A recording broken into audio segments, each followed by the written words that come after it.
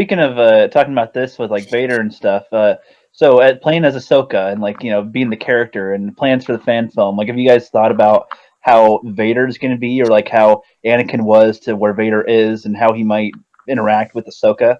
Meet with Vader. I definitely want some parts of Anakin to be there. You know how in Rebels you can see his eyes, helmet, and it's Anakin's eye. It's like, oh my god. So something like that, because it's still before the New Hope. So you still might see those parts of Anakin not entirely lost. And I saw a couple of shots I might do, when she looks at Vader, but she tries to call so much to Anakin in him that she actually gets a little glimpse out of him, but she's not the one to bring him to life. So a couple creation. That's really cool. Well, he's a brilliant filmmaker. He's a great mind as a writer, and he's a great director. So, what films has he worked on? Has he worked on anything that we might know or that has gone around? Well, I don't know if you might know it, but he transitioned from television. He got an Emmy a couple years ago for one of the projects that he did. But I don't think if you probably so got an Emmy for that. Actually, fun fact: he got an Emmy for that together with his friend, who's also a filmmaker, who was the voice of Rex in Ahsoka film. What? Yeah, that's awesome. See, at some point, with YouTube, at some point, you should definitely have you and your husband on, because that sounds awesome, too. Like, he's got his own history of film and background and stuff with Star Wars also, and you guys are together and stuff and working on a project. That's awesome. He has a lot of things in the works now, but he's transitioning from TV work to feature films, because that's what he wants to do eventually. So for him, it's also, he's a big Star Wars fan, so for him, it's also a chance to have fun and do stuff. I'd be very lost. And now I see people who did not go to school, who took some workshops and things, and they're in the same room with me. And it shows. It shows that they don't know, they don't know the basics as well. And they're not as willing to listen, I assume, to somebody who has, you actually know what you're doing, and they kind of know, but they don't really know. Yeah, it's all the nuances, and trust me, in the room when you go to audition, people who are looking at you, they see all of that. If I can see that, being like a young actor, I can imagine what those people can see, Okay. So many nuances and so many things that if you can go to school, I'd say go to school and take the most out of it. Literally directing, he's directing you, and it's like, a power struggle perhaps, given that you're in a relationship that I assume is, kind of 50-50 split between y'all as far as, just duties in the marriage. Well, I guess we're just both a little bit on the, doing our own thing side, but we make a really good team. And we're somehow, both of us being as crazy as we are, but we complement each other so well, and we have such a great relationship. And we're basically soulmates in all ways. So we always can talk to each other and find a compromise and make sure that we get things done in the best way possible without conflict or any of that. So whenever we work together on a project, of course, there will be some point like, I know better, no, I know better, no, this is my vision. So it comes to a point where you just have to trust. Who's this kitty? That's another one. Oh, you got multiple, okay. They keep multiplying. I don't know where they're coming from. Do you have 4 more cats? I have 2 more, but they're not mine. They're my friends, but they're here at the moment. But this one's mine. They're so chill having you hold them. My cat, as soon as I hold them, it's like, rah, rah, don't you're killing me. Just holding them. For it. There you go. He's like, this one's like, okay, I'm giving you 5 seconds to let go of me. There you go.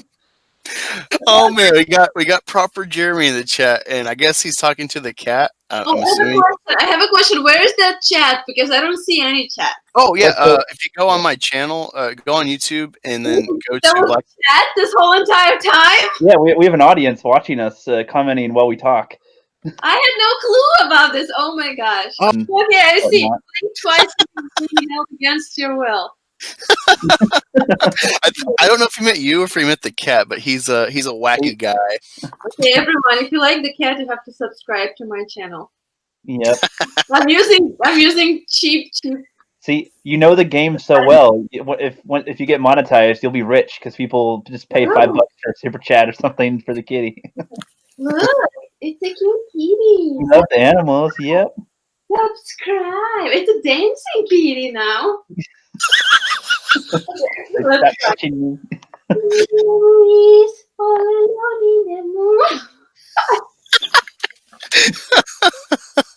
I can smile at the old days. I was born and raised in Ukraine, so I guess I'm partly Ukrainian by geography, but my family is Russian who moved to Ukraine as well. So if I die and you decide to dig me up and do a DNA test, it's going to kill me.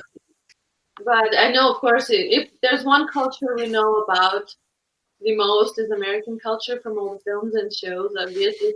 But oh no. Number one, people were really different. So people, the whole culture of communication, of how people communicate to each other is very different. So that was number one. And then the second, the taxes.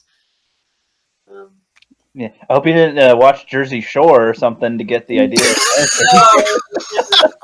No, good shows. Okay, good. Yeah, I've really enjoyed having you on, Ray. I really appreciate, especially realizing that like working and acting and trying to build, your career and a better resume for better opportunities. I'm really thankful, being a little channel that you'd come on, hang out with me and Rookie and our chat.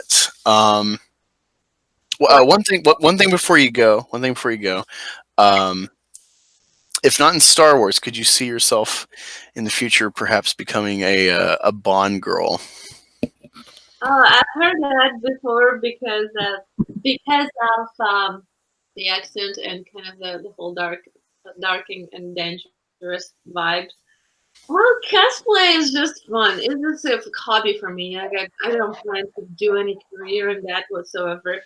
So I was like, as you said, I'm building my career in acting, and if cosplay can help, awesome. Well, Bond girl, I'm definitely not cosplaying any of that, but I'm focusing more on acting this year, and I think cosplay is at its place where it can just maintain itself without much effort from my side. But I'm gonna focus more on acting, and Bond girl.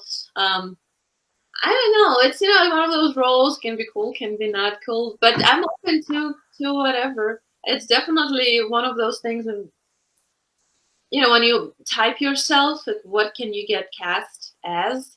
Yeah. Well, speaking of casting, though, so is there anything coming out in the next year or two that you've heard about that you really want to try to audition for? Yes. But yeah, so there's a lot of animation stuff that's happening that's super cool, and I would love to audition for that. And non-animation shows, The Mandalorian, maybe. That's awesome, though. It's not as simple as somebody would write me like, "Oh, you should audition for this." Well, I wish it was that easy. You could just go and audition for things. Right, with voice acting too, I have a bigger appreciation for voice actors too, because it's not as simple as a lot of people say either. There's a lot of acting that goes into it, and there's getting the same pitches and saying different lines, and if you're doing something from a different language, the translation is difficult, I suppose, sometimes to have it match the lips a little.